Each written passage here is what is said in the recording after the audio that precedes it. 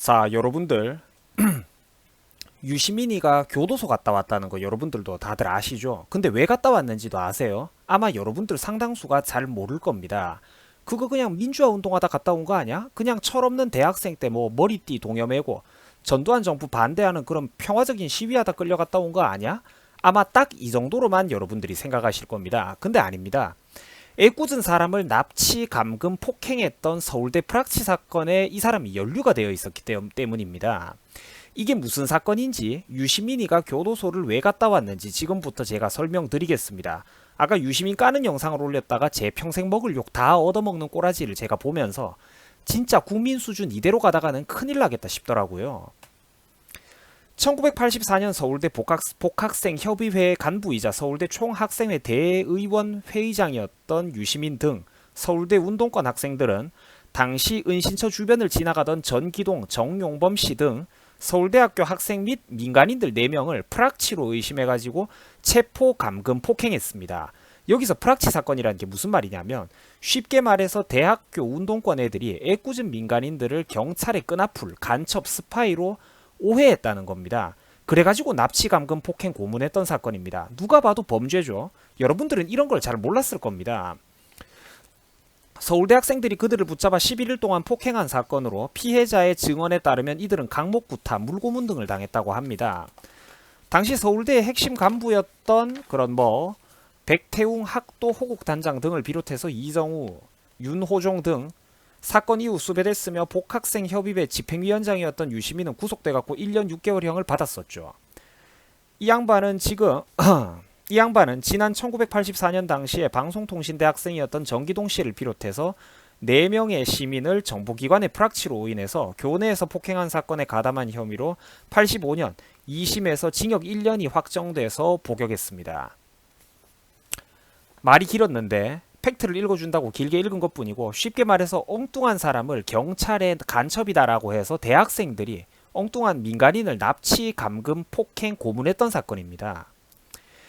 애꿎은 민간인을 피떡갈비로 만들어놨던 어느 청년의 당시 수감 태도입니다. 반성의 기미라고는 전혀 없죠. 치가 떨리고 소름이 돋습니다. SNS에 무슨 유시민의 항소 이유서를 판사들이 돌려봤다는 식의 말도 안 되는 개소리. 좌파들 특유의 인물 전설 만들기 헛소리의 첫 출발점이 바로 이때 무렵입니다. 지가 했던 범죄에 변명하려고요. 판사들이 돌려 읽기는 개똥을 돌려 읽습니까? 그 쓸데없는 장광설, 불필요한 수사와 지저분한 문장 구조로 점철된 그 쓰레기 같은 문장을 판사들이 왜 돌려봅니까? 미쳤습니까? 판사들 하루에 업무 처리량이 얼마며 읽어야 되는 서류가 얼마나 많은데 80년대 그때 당시에는 사법시험 선발 인원도 지금보다 훨씬 적기 때문에 판검사들 숫자가 지금보다도 훨씬 적은 시절인데 미쳤다고 이런 얼치기 좌파 꼴통이 써놓은 그런 쓰레기 같은 항소사유서를 판사들이 돌려서 봐요. 명문장이라고. 대가리에 이런 생각 기본 상식들이 들어있는 게 없기 때문에 한국 사회에서 다른 사회도 아닌 한국 사회에서 여러분들이 좌파 사상에 빠지는 겁니다. 아니 민간인 납치, 감금, 폭행, 고문했던 사건에서 지가 잘못해갖고 끌려 들어가면서 무슨 전두환의 개들아 잘 먹고 잘 살라라느니 민주화 운동이니 뭐니 같은 개소리가 왜 나오는 겁니까 여러분들?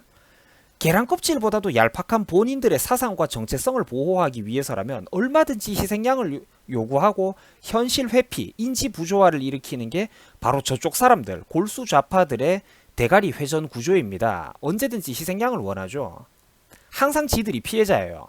지들이 범죄를 저질렀는데도 피해자야. 민간인을 납치, 고문, 감금, 폭행해놓고도 자기들은 전두환 독재 정권의 희생자야. 이 사람들 대가리 회전 구조가 늘 이런 식입니다. 여러분들 지식인, 대한민국에서 손꼽히는 지식인인 유튜버 본좌가 대한민국 좌파 운동권 세력들을 사람 취급, 인간 취급 안 하는 이유가 바로 이런 곳에 있습니다. 쟤들은 자기 자신마저 속여 넘깁니다. 본인들이 아주 인간미가 넘쳐 흐르고 정의롭고 선량한 줄 압니다. 본인들이 불리한 건 기억 속에서 싹 다 지워버린다니까 이 사람들. 이거 봐, 이게 반성하는 사람의 얼굴이야. 여러분들 부모, 여러분들 가족을 납치, 감금, 폭행했어도 내가 이렇게 만약에 내가 그런 죄를 저지르고 내가 이렇게 실실 웃었어도 여러분들이 나를 지식인이라고 존경해 줄까? 절대 안 그럴걸 여러분들. 왜 이중성을 보입니까? 동일 범죄, 동일 처벌. 같은 사안에 대해서 똑같이 평가해야 되는 거 아닙니까? 여러분들 지금 굉장히 충격적이시죠? 이걸 아는 사람들이 의외로 많지가 않습니다. 언론에서 대놓고 너무 친숙하게 빈번하게 나오는 사람이니까 상상조차 못하는 겁니다. 맙소사, 일반인을 납치, 감금, 폭행, 고문? 그런 사람들, 그 사건에 연루됐던 사람들이 국회의원의 장관이라고? 뭐 친구들이 했고 나는 안 했다 이런 식으로 변명이 됩니까 여러분들 이게? 보수 우파 정권, 이명박근혜 정권 때 이런 일이 있었어 보세요. 나라 뒤집어졌을걸?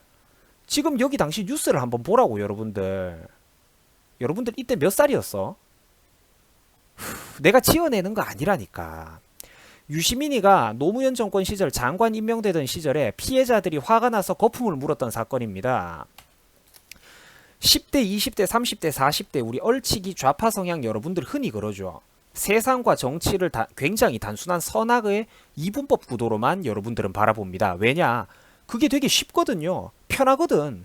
좌파 사상은 패션처럼 쉽게 머리가 나쁜 사람들도 옷을 입듯이 패션으로 걸쳐 입을 수가 있거든요. 이런 거 수사 기록 그때 당시에 뭐 법조문들 같은 거 이런 거 판례 찾아보는 거 귀찮잖아요.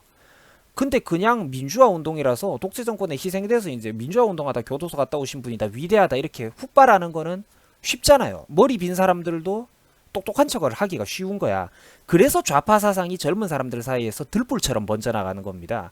머리가 나쁜 놈이 머리 똑똑한 척 하기가 우파보다 좌파가 훨씬 쉽거든. 패션 좌파라는 말이 그래서 나오는 거 아닙니까? 입만 열면 정의 약자 거리다가 여기 이런 피해자들 한번 보세요 여러분들. 정용범씨, 그 어머니 정용재씨 이런 분들 한번 보세요. 이것도 그냥 여러분들 조작이고 음모론이고 만들어진 증인들이라고 여러분들이 하시지는 않을까 행여나 내가 진심으로 걱정스럽습니다. 이미 결론부터 내려놓고 과정과 증거는 뒤늦게 짜맞추는 거 하긴 그쪽 계열 사람들 주특기죠 여러분들. 이런 피해자들의 증언들 두들겨 맞았다, 정신 이상에 빠지고 후유증을 겪고 있다 이런 피해자들의 증언 엄연히 존재하는 당시의 수사 기록들, 판례, 팩트들, 형량은요 그때 당시에 그런 언론 언론 그런 자료들은 이제 와가지고 지금 와서 좌파 언론들이 그냥 묻어버리고 쉬쉬하면 여러분들 그냥 끝입니까? 이런 피해자들, 후유증에 시달리는 피해자들은요 그냥 운동권 애들 한 자리씩 이미 감투 나눠 썼으니까 끝입니까? 좋은 게 좋은 건가요? 혁명 성공했으니까? 이게 뭡니까 여러분들. 내가 유튜버 형이 만약 여러분들한테 여러분들 손등에 구둣발에 침을 뱉었다고 생각해봐. 여러분들 죽일 듯이 나를 미워할 거야. 그 침 하나 뱉은 거 가지고. 근데 민간인 납치, 감금, 고문, 폭행한 사건에 대해서는 잘 모르겠다? 에이, 그럴 리가 없어? 맞긴 맞습니다. 맞아. 아직까지 대한민국 민주주의 국민의식 수준의 현 주소가 사실 그 정도밖에 안 되긴 하죠. 치명적인 딜레마. 개돼지도 한 표, 위대한 지식인도 한 표. 유시민의 항소사유서에는 제가 그 천박한 문장을 차마 퍼오진 않았습니다만 내용도 쓸데없이 길고요. 유시민의 그 항소사유서라는 걸 보면요. 그 어떤 피해자에 대한 반성도 뉘우침도 없습니다. 여러분들 한번 읽어보긴 하셨어요.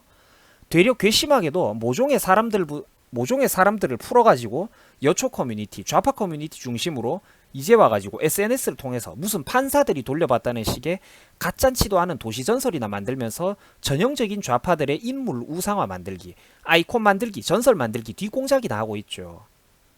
아무 반성이 없습니다. 피해자들에 대해서 아무런 죄송함도 없어요. 자기 자신도 속입니다. 그게 바로 좌파 세력의 무서움입니다. 수십 년 동안 집요하고 자발적인 추종자들을 만들어내서 끊임없이 세뇌하고 젊은 전사와 투쟁꾼들을 길러댑니다. 좀비들은 자기가 좀비인 줄도 모른 채 중고등학교 시절부터 정교조 세뇌를 받아가면서 괴물로 자라납니다. 2002년 한일 월드컵 때 박태환이 김연아가 밖에 나가서 메달 따오고 하던 2007년 2008년 때 초등학교 다니고 유치원 다니던 그런 애기들이 지금 강력한 빨갱이 사이버 전사가 되어 있습니다. 이게 바로 좌파 세력의 두려움이죠. 여러분들은 여러분들이 세뇌를 당했다는 사실조차도 모르고 있습니다. 좀비들은 자기가 좀비인 줄도 모른 채 중고등학교 시절부터 정교조들의 세뇌를 받아가면서 괴물로 자라납니다. 이미 나이가 10대 후반 고교생만 돼도 20대 초반의 대학생만 되어도 그들은 이미 정상적으로 세상을 바라볼 수 없는 괴물이 됩니다. 이게 여러분들 인간 심리에 참 잔인하고도 신기한 구조예요. 여러분들은 민간인들을 납치, 감금, 고문, 폭행했던 그때 당시 1987 영화 그 사기꾼 영화 1987에 나오는 대학교 운동권 학생들보다 그 사람들은 존경하면서 여러분들한테 아무 죄도 안 지은 나 같은 사람들을 훨씬 미워할 겁니다. 여러분들한테 단지 진실을 전달하며 자동차 과속닥체 한번 떼어본 적이 없는 본 유튜버를 여러분들은 훨씬 더 미워할 겁니다. 납치강금 폭행한 사람들보다. 저를 훨씬 미워할 겁니다. 그것도 매우 격렬하게 말이죠. 왜 나를 미워할까요, 여러분들이? 앞서 말씀드린 바와 같이 청년 시절의 그런 젊은 유시민의 이야기, 좌파들의 머리 구조 이야기랑 똑같습니다. 여러분들이 믿어왔던 얄팍한 사상, 이데올로기, 믿음, 정체성들을 내가 송두리째 다 무너뜨려 버리니까요. 그거를 견딜 수가 없는 겁니다. 자기만의 세계를 무너뜨리는 나를 견딜 수가 없는 거야. 두려워서. 그래서 발작적으로 저항하고 마치 여러분들 부모님을 죽였다고 해도 설사 그만큼 안 미워할 거면서 그 정도 수준의 격렬한 증오심으로 나 같은 사람을 미워하고 악플을 다는 거야. 그래야만 속이 후련해지거든. 그래야지만 불안했던 마음속에 그 일말의 진실을 알까봐 두려웠던 그 일말의 의심, 여러분들이 신봉하는 사상에 대해 그 잠시나마 그 불손하게 품었던 그런 이단, 종교적으로 따지자면 그 이단, 믿음이 흔들렸던 데 대해서 안식을 느끼거든. 나를 비난함으로 해서. 그래서 발작적으로 저항하고 악플을 다는 거예요. 나만 잡아 죽이고 비난해버리면 다시 원래의 아무것도 모르던 약에 취한 시절로 돌아갈 수가 있으니까. 여러분들이 믿어왔던 그 얄팍한 사상, 이데올로기, 믿음, 정체성들을 내가 송두리째 다 무너뜨려 버리니까 이걸 견딜 수가 없는 거야. 나를 잡아 죽이고 비난해서 다시 원래의 아무것도 모르는 약에 취한 시절로 돌아가고 싶은 거지. 그런데 여러분들 유감스럽게도 나는 여러분들이 듣고 싶어하는 이야기는 들려주지 않을 겁니다. 앞으로도 계속 이런 불편한 진실들을 여러분들한테 전달해 드릴 거예요. 왜냐면 그게 솔직히 유튜버가 말씀드려서 뭐 수능 상위 1%하고 이런 거 절대 아닙니다. 여러분들처럼 평범한 대학 나왔습니다. 그리고 조그마한 쥐꼬리만한 사업하면서 평범하게 벌어먹고 살고 있습니다. 유튜버는 사실 대단한 스펙과 경력을 가진 사람은 절대 아닙니다. 그러나 내가 왜 그럼에도 불구하고 편한 길을 놔두고 굳이 어려운 길을 택하냐? 왜 여러분들이 듣고 싶어하는 소리들, 뻔한 소리들이 하고 계속 여러분들을 약에 취하게 해주면 되는데 왜 매트릭스에 나오는 그 뭐 빨간 약 파란 약 그것처럼 여러분들한테 자꾸 팩트를 떠먹이려고 하느냐? 욕을 먹어가면서 여러분들한테 미움을 받아가면서도 왜 앞으로도 바른 말을 꼿꼿하게 대쪽처럼 외치겠냐고 굳이 힘든 길을 사서 고생하느냐? 그게 바로 스펙과는 별개로 진짜 지식인, 진짜로 똑똑한 사람의 의무이기 때문입니다. 귀족 정신이죠. 여러분들한테 진실과 팩트를 전달해드리고 불편한 이야기를 계속하는 게 바로 배운 사람, 책을 읽은 사람의 의무이기 때문입니다.